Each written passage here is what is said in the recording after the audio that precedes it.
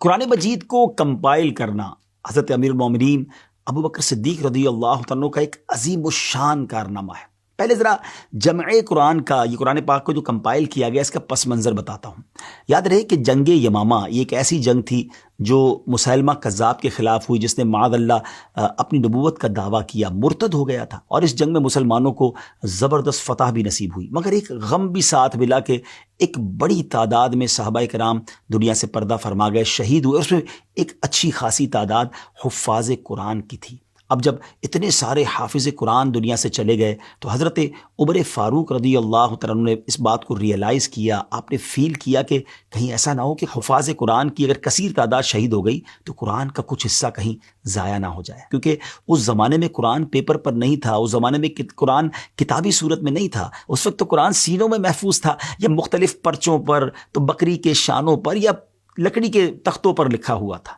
اور ابھی تو جنگوں کا سلسلہ اور بھی ہو سکتا تھا، اور ایسا نہ ہو کہ مزید حافظ قرآن شہید ہوتے جائیں اور قرآن ہی ہمارے ہاتھ سے نکل جائے۔ تو حضرت عمر فاروق رضی اللہ تعالیٰ عنہ کا ویژن دیکھیں کہ آپ سیدنا صدیق اکبر رضی اللہ تعالیٰ عنہ کے پاس آئے اور آپ نے مشورہ دیا کہ ہمیں قرآن پاک کو محفوظ کرنا چاہیے، جہاں جہاں موجود ہے ان سب کو کمپائل کرنا چاہیے۔ تو حضرت ابو بکر صدیق رضی اللہ تعالیٰ عنہ نے پہلے تو اس کو ماننے سے انکار کر دیا، اور آپ نے فرمایا کہ جو کام نبی پاک علیہ الصلوۃ والسلام نے نہیں کیا وہ کام ہم کیسے کر سکتے ہیں۔ مگر جب حضرت عمر فاروق رضی اللہ تعالیٰ عنہ نے اصرار کیا تو پھر آپ کو ریئلائز ہوا کہ واقعی یہ تو وقت کی ضرورت ہے، it's a need of time. پھر آپ نے حضرت زید بن ثابت رضی اللہ تعالیٰ عنہ کو بلایا اور ان سے بات کی۔ حضرت زید بن ثابت خود کہتے ہیں کہ حضرت ابو بکر صدیق رضی اللہ تعالیٰ عنہ نے مجھے بلایا، وہاں حضرت عمر فاروق رضی اللہ تعالیٰ عنہ بھی جلوہ فرما تھے۔ حضرت ابو بکر صدیق رضی اللہ تعالیٰ عنہ نے فرمایا کہ حضرت عمر بن خطاب نے مجھے قرآن کریم کے بہت سے قراء کے شہید ہونے کی اطلاع دی ہے، اور ساتھ یہ بھی مشورہ دیا ہے کہ چونکہ کفار سے جنگوں کا سلسلہ ابھی جاری ہے، اس لیے ڈر ہے کہ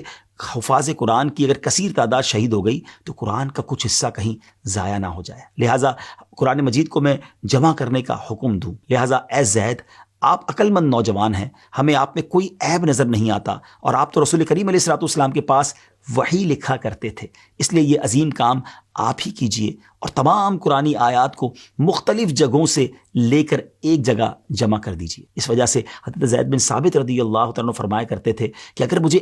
ایک پہاڑ کو اٹھا کر ایک جگہ سے دوسری جگہ رکھنے کا حکم دیا جاتا تو یہ میرے لیے قرآن جمع کرنے سے کہیں زیادہ آسان ہوتا۔ اور یہ بات کہنے کے بعد آپ رضی اللہ تعالیٰ عنہ اس تشویش کا بھی اظہار کیا کرتے ہیں کہ جو پہلے صدیق اکبر رضی اللہ تعالیٰ عنہ کو تشویش تھی، اور آپ عرض کرتے ہیں کہ مجھے بھی یہ کام سمجھ نہیں آیا تھا کہ آپ لوگوں کام کیسے کر سکتے ہیں جو کام خود نبی پاک علیہ الصلوۃ والسلام نے نہیں کیا۔ حضرت ابوبکر صدیق رضی اللہ تعالیٰ عنہ اس کام اور اس کی امپورٹنس کو بخوبی جانتے تھے، اس کے بینیفٹس کو جانتے تھے، اور اس کام کو نہ کرنے کے نقصانات سے بھی واقف تھے، لہٰذا آپ رضی اللہ تعالیٰ عنہ حضرت زید سے فرماتے ہیں اللہ پاک کی قسم اس کام ہی میں بہتری ہے۔ اور پھر حضرت زید فرماتے ہیں کہ اللہ پاک نے ان دونوں حضرات کی طرح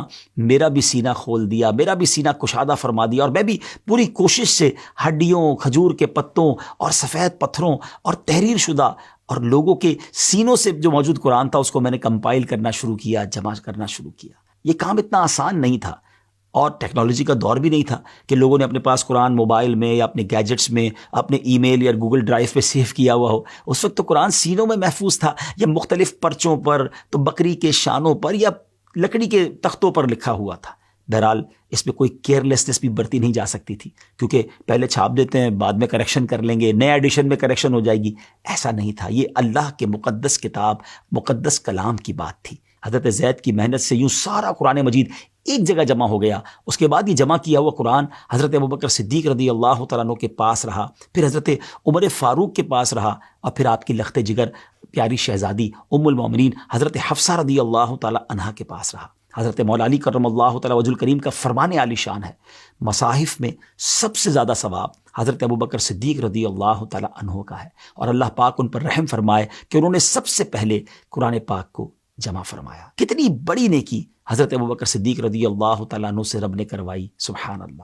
اور پھر اس کے بعد یہ سلسلہ آگے کیسے بڑھا، کیونکہ یہاں تو ایک بک کے اندر ایک مسودے کے طور پر قرآن موجود تھا۔ پھر حضرت عثمان غنی کے مزار پر اللہ کروڑوں رحمتوں کی بارش نازل فرمائی کہ انہوں نے پھر اس کی کتابت فرمائی، اس کی مزید کاپیز بنی اور دنیا بھر میں اس کو بھجوایا گیا۔ یہ کیا عظیم صحابہ تھے، کیا انداز تھا، قرآن سے اور اسلام سے کیسی محبت تھی۔ اللہ کریم تربت صدیق اکبر پر اپنی کروڑوں رحمتوں کی بارش نازل فرمائے، اور ہمیں قرآن پاک سے سچی محبت بھی نصیب فرمائے۔ ان صحابہ نے تو بڑی محنت کی قرآن پاک کو جمع کرنے کے لیے۔ ہم تو کسی بک اسٹال سے جا کر خرید لیتے ہیں، لیکن کیا اس کو پڑھتے بھی ہیں، اس کو سمجھتے بھی ہیں، اور کیا قرآن سے اتنی محبت بھی کرتے ہیں؟ ضرور سوچئے گا۔ صدیق اکبر رضی اللہ عنہ کا تذکرہ خیر ہوا ہے نا، نیت کر لیں کہ انشاءاللہ